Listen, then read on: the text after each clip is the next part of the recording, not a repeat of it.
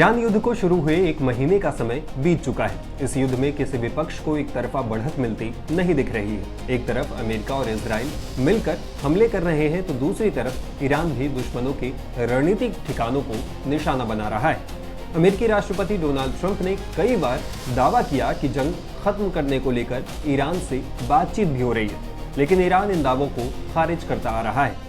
फिलहाल जंग जारी है। यहाँ तक कहा जा रहा है कि अमेरिका ईरान में ग्राउंड ऑपरेशन करने की तैयारी कर रहा है। हालांकि इन सब के बीच इजराइल की यूनिट 8200 फिर से सुर्खियों में। दावा किया जा रहा है कि इस इजरायली यूनिट ने ईरान के supreme leader Ayatollah Ali Khamenei समेत कई बड़े नेताओं की टारगेट किलिंग में शामिल रहा है। अमेरिकी अखबार वॉशिंगटन पोस्ट की एक रिपोर्ट में दावा किया गया है कि ईरान के supreme leader Ayatollah Ali Khamenei, IRGC chief Mohammad Pakpour जैसे टॉप नेताओं की हत्या में यूनिट 8200 की भूमिका थी। ये यूनिट पहले भी हिजबुल्लाह में पेजर ब्लास्ट को लेकर सुर्खियों में आई थी। टारगेट किलिंग के लिए इजराइल के इस यूनिट को काफी खतरनाक माना जाता है।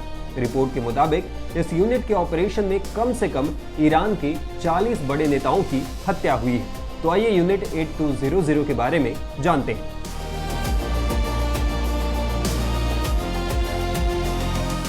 यूनिट 8200 इजराइल की खुफिया और हाई टेक मिलिट्री यूनिट्स में से एक है। हाई प्रोफाइल इंटेलिजेंस ऑपरेशंस और साइबर वॉरफेयर में इस यूनिट की भूमिका की वजह से दुनिया भर में ये काफी चर्चा में रही है। इजराइल में इस यूनिट को शमोने मताइम के नाम से जाना जाता है। इसकी स्थापना साल 1948 में की गई थी। दरअसल ये यूनिट इजरायली सेना के इजरायली डिफेंस फोर्सेस यानी IDF का ही हिस्सा है, जिसका काम तकनीकी युद्ध, खुफिया बैठकों और साइबर सुरक्षा से जुड़ा हुआ है। इसे मोसाद से भी ज्यादा खतरनाक खुफिया एजेंसी माना जाता है। यह खुफिया जानकारी इकट्ठा कर उसके अनुरूप स्ट्रेटेजी बनाकर काम करती है। इसकी तुलना अक्सर अमेरिका की राष्ट्रीय सुरक्षा एजेंसी यानी NSA से की जाती है। ये यूनिट हैकिंग से लेकर इंक्रिप्शन और सर्विलांस सहित जटिल से जटिल इंटेलिजेंस काम करने के लिए युवा सैनिकों को ट्रेनिंग भी देती है।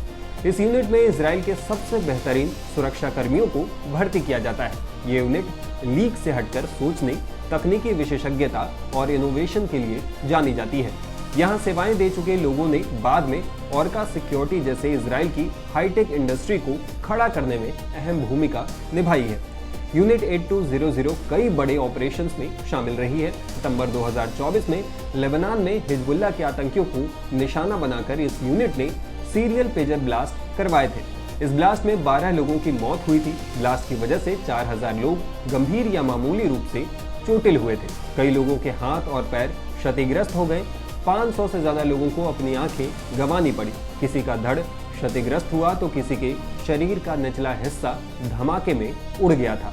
इसके अलावा ईरान के परमाणु कार्यक्रम को बर्बाद करने में इस यूनिट की बड़ी भूमिका मानी जाती है। साल 2005 से 2010 के बीच इजराइल ने ईरान के परमाणु निर्माण के ठिकानों को बर्बाद करने के लिए एक सीक्रेट ऑपरेशन चलाया था। दरअसल इजराइल को यह जानकारी मिली थी कि ईरान यूरेनियम संवर्धन के जरिए परमाणु हथियार तैयार कर रहा है। इसके बाद इजराइल ने उसके सेंट्रीफ्यूज को बर्बाद करने का फैसला किया।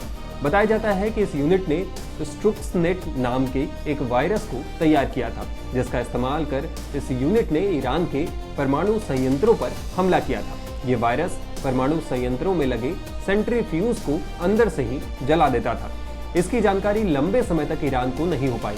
इसके अलावा यूनिट 8200 ने साल 2018 में संयुक्त अरब अमीरात से ऑस्ट्रेलिया जा रहे एक विमान को हाईजैक होने से बचाया था। अब एक बार फिर इजरायली सेना की ये यूनिट चर्चा में है। अंडरग्राउंड ठिकानों में रहने वाले ईरान के बड़े बड़े नेताओं के लोकेशंस को ट्रेस किया और उन्हें मौत के घाट उतार दिया। इन नेताओं की हत्या ने ईरान पर इजराइल और अमेरिका को शुरुआती बढ़त दिलाने में अहम भूमिका निभाई थी। हालांकि अब ये जंग किस ओर जाएगी ये कहना बेहद मुश्किल है। जीरो हमने इन्वेंट किया, हमने बताया दुनिया को जहां योग है वहां रोग नहीं। सबसे पुरानी सभ्यता है हमारी। गुलामी से तो और देश भी लड़े भाई, पर आजादी के लिए अहिंसा का रास्ता बस हमारा था। अपने पसीने से जमीन सींचता किसान और घर में घुसकर मारने वाले जवान, बस इसी मिट्टी ने जने। इसके हाथ ने जब थामा जज्बा तो इतिहास रचे।